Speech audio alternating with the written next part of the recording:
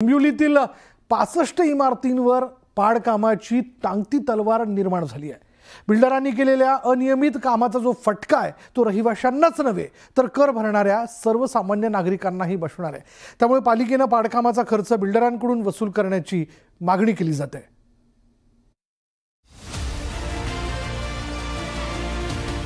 डोंबिवलीतील 65 अनधिकृत इमारती पाडण्याचे आदेश हायकोर्टाने दिले।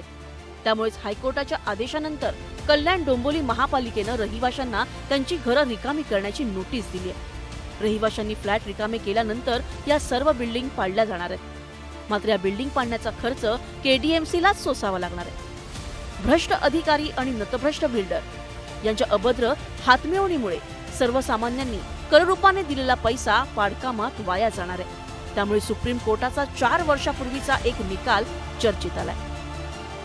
नोएडामध्ये सुपरटेक बिल्डर्सने 40 मजल्याचे 2 टॉवर बांधले होते। मात्र त्या कामात प्रचंड अनियमितता होती। भ्रष्ट अधिकारी आणि बिल्डरांची अपवित्र हातमिळवणी असल्याचा ठपका कोर्टाने ठेवला होता। त्यामुळे फ्लॅट धारकांना त्यांची रक्कम व्याजासह देण्याचा आदेश देण्यात आला होता।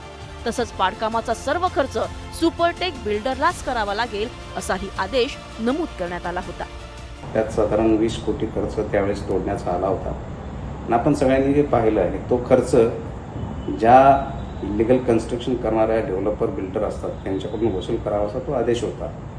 आता या बाबतीत माननीय मुख्यमंत्री काय निर्णय घेतील हा महत्त्वाचा भाग आहे। सर्वसामान्य नागरिकांनी भरलेल्या कराच्या पैशाचा पाडकामासाठी चुराडा होणार आहे। त्यामुळे अनधिकृत इमारती उभारणाऱ्या बिल्डरकडूनच पाडकामाचा खर्च वसूल करण्याचा मुद्दा उपस्थित करण्यात आलाय।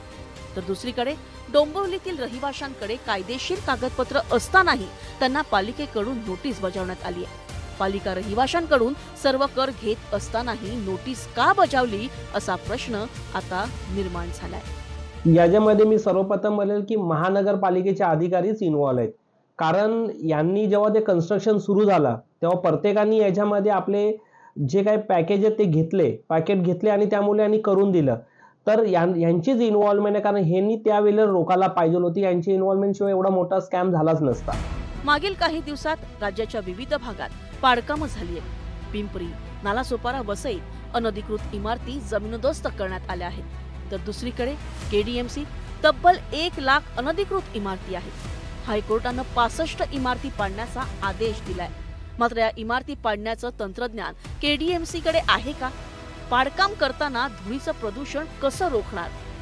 निर्माण झालेलं डेब्रिज कुठे टाकणार? हे मुद्देही महत्त्वाचे ठरतायत। भ्रष्ट अधिकारी आणि बिल्डरांनी केलेला भ्रष्टाचार सर्वसामान्य मध्यमवर्गीय रहिवाशांच्या मुळावर आलाय। त्यामुळे आता पाडकामासाठी तरी सर्वसामान्य करदात्यांच्या पैशाचा चुराडा होऊ नये हीच अपेक्षा।